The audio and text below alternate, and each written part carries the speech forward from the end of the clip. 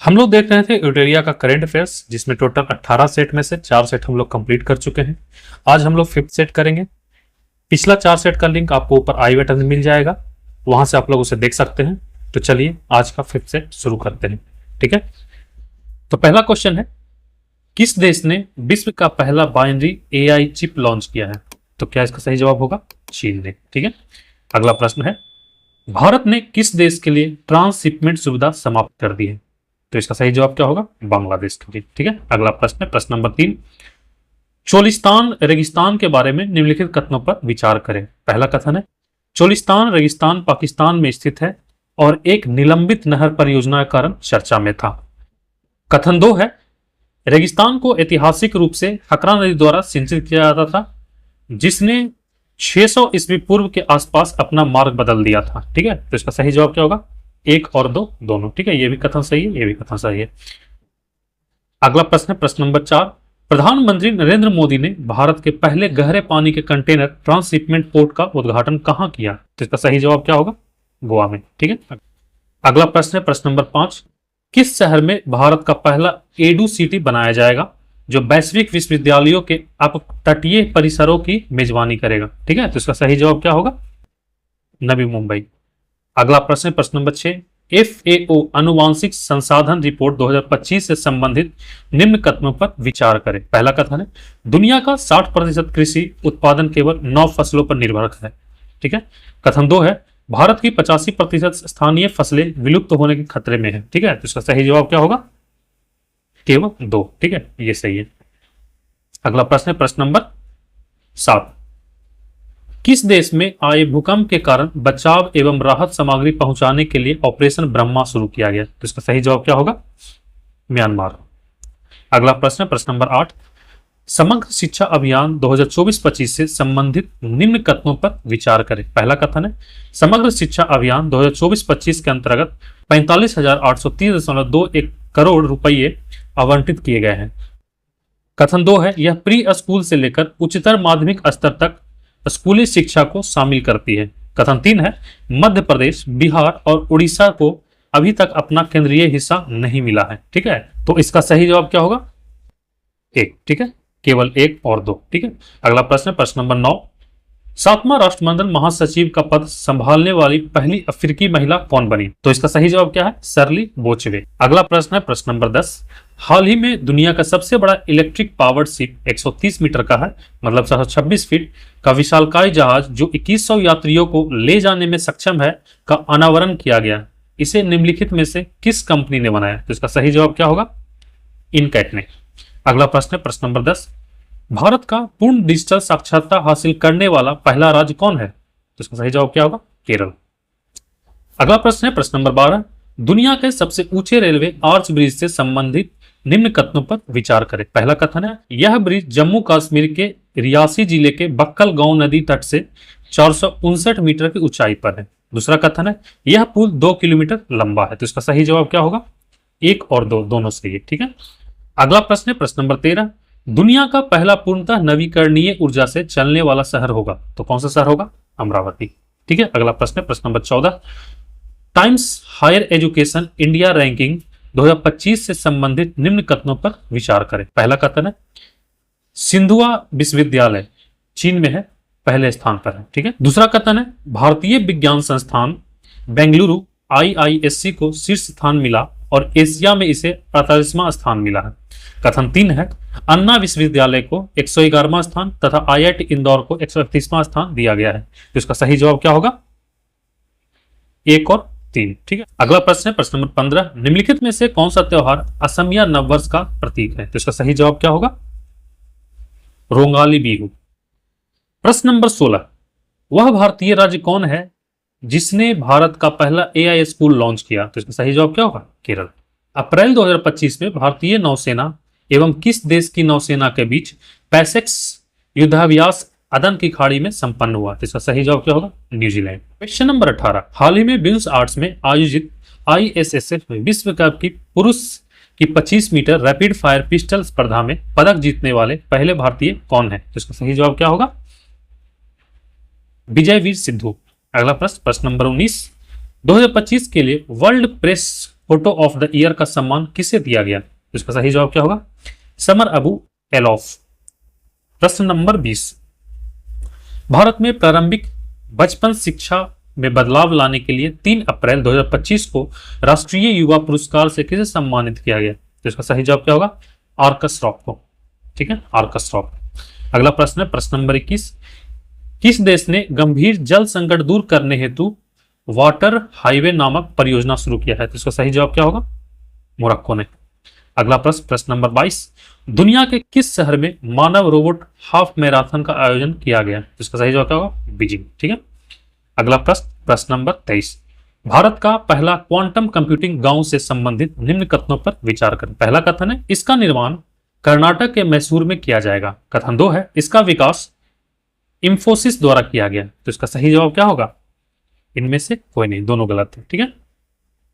अगला प्रश्न प्रश्न नंबर 24, ब्राजील में हो रही विश्व मुक्केबाजी कप में पुरुषों के 70 किलोग्राम वर्ग में किस भारतीय मुक्केबाज ने स्वर्ण पदक जीता है? इसका सही जवाब क्या होगा?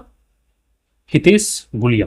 अगला प्रश्न प्रश्न नंबर 25, NISAR मिशन से संबंधित निम्न कथनों पर विचार करें। कथन पहला है, NASA ISRO synthetic aperture radar एक पृथ्वी अवलोकन उपग्रह है। कथन 2 है, इसका प्रक्षेपण अगस्त 2026 में होगा। कथन 3 है, इसे PSLV द्वारा प्रक्षेपित किया जाएगा। ठीक है, तो इसका सही जवाब क्या होगा? दूसरा और तीसरा सही है। ठीक है। अगले प्रश्न पे चलता हूं, प्रश्न नंबर 26,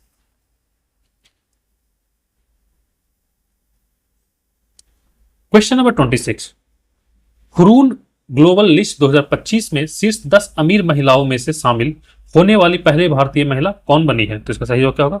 रोशनी नादर।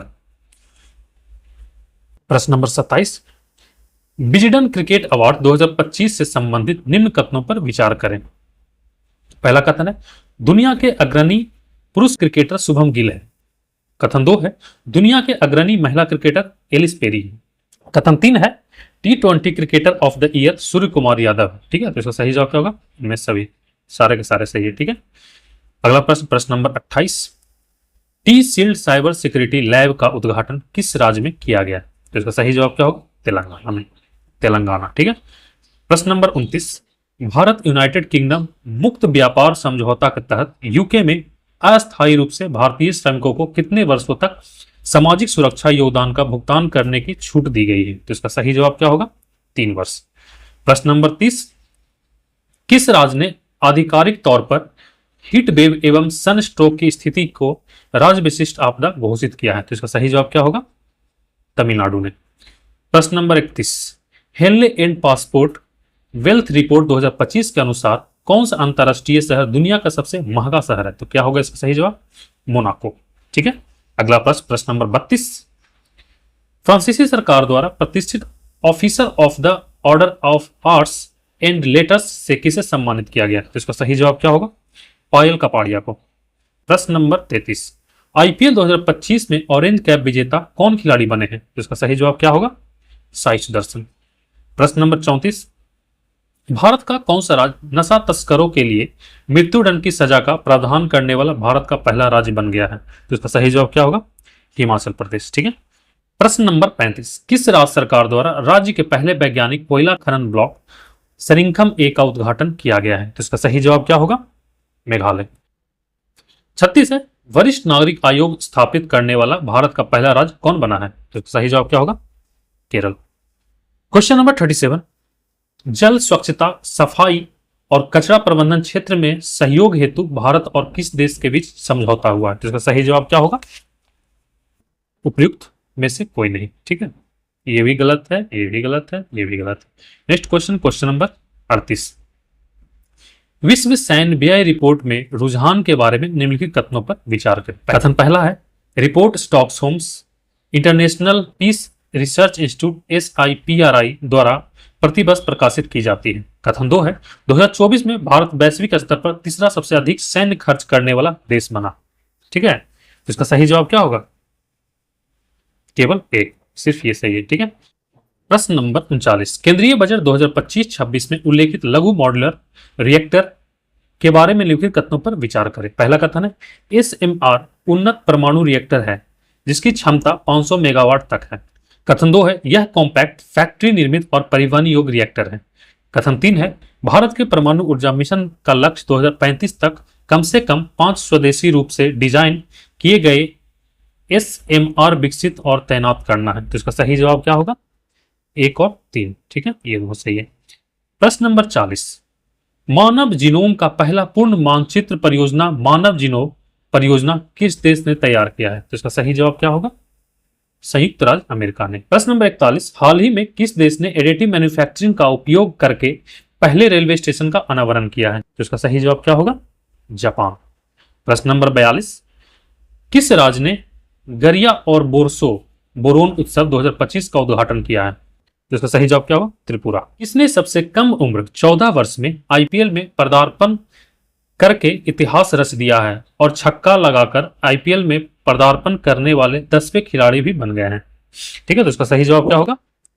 वैभव सूर्यवंशी। क्वेश्चन नंबर 44, मध्यम दूरी की सतह से हवा में मार करने वाली मिसाइल MRSAM के बारे में निम्नलिखित कथनों पर विचार करें। पहला कथन है MRSAM को भारत के रक्षा अनुसंधान और विकास संगठन DRDO और इजराइल एरोस्पेस इंडस्ट्रीज IAI द्वारा संयुक्त रूप से विकसित किया गया था। कथन 2 है मिसाइल प्रणाली को मिसाइलों, विमानों और हेलीकॉप्टरों जैसा हवाई खतरों को रोकने के लिए डिजाइन किया गया था। तो इसका सही जवाब क्या होगा? 1 और 2। ठीक है, दोनों सही है। अगला प्रश्न, प्रश्न नंबर 45, 6 अप्रैल 2025 को भारतीय प्रधानमंत्री द्वारा एशिया का पहला वर्टिकल लिफ्ट रेलवे सी पवन ब्रिज का उद्घाटन किया गया। इस ब्रिज की लंबाई कितनी है? तो कितनी है? 2.08। प्रश्न नंबर 46, वाइब्रेट विलेज कार्यक्रम से संबंधित निम्नलिखित कथनों पर विचार कीजिए। पहला कथन, यह कार्यक्रम का प्रारंभ 2022 में किया गया था। कथन 2 है इसका मुख्य उद्देश्य सीमावर्ती गांवों का समग्र और समावेशी विकास करना है। कथन 3 है वाइब्रेंट विलेज प्रोग्राम 2 को 2024-25 और 2028-29 तक बढ़ा दिया गया है। कथन 4 है इस कार्यक्रम के लिए नोडल मंत्रालय रक्षा मंत्रालय है। तो इसका सही जवाब क्या होगा? 1 और 4। पूछ रहा था, सही नहीं है। ठीक है, तो इसमें ये भी सही नहीं है, ये भी सही, बाकी ये दोनों सही है। अगला प्रश्न, प्रश्न नंबर 47, भारत का सबसे बड़ा अंतर्राष्ट्रीय क्रूज टर्मिनल का उद्घाटन कहां किया गया है? तो इसका सही जवाब क्या होगा? मुंबई में। प्रश्न नंबर 48, मुख्यमंत्री विद्युत उपभोक्ता सहायता योजना के बारे में निम्नलिखित कथनों पर विचार करें। पहला कथन है यह योजना बिहार राज्य सरकार द्वारा शुरू की गई थी। कथन 2 है इसका उद्देश्य राज्य में बिजली उपभोक्ताओं को वित्तीय सहायता प्रदान करना है। तो इसका सही जवाब क्या होगा? 1 और 2 दोनों। ठीक है, ये दोनों सही है। Question number 49, bank of Maharashtra ने देश का पहला ट्रेन ATM किस ट्रेन में लगाया? इसका सही जवाब क्या होगा? Option B, Mumbai Manmad Panchavati express में। ठीक है, अगला प्रश्न है प्रश्न नंबर 50, जो कि आज का लास्ट क्वेश्चन है। हाल ही में भारतीय खिलाड़ी वंदना कटारिया ने अपने अंतर्राष्ट्रीय कैरियर से संन्यास की घोषणा की, वह किस खेल से संबंधित है? इसका सही जवाब क्या होगा? हॉकी। तो ठीक है, आज के लिए इतना ही, मिलते हैं अगले वीडियो में, तब तक के लिए धन्यवाद।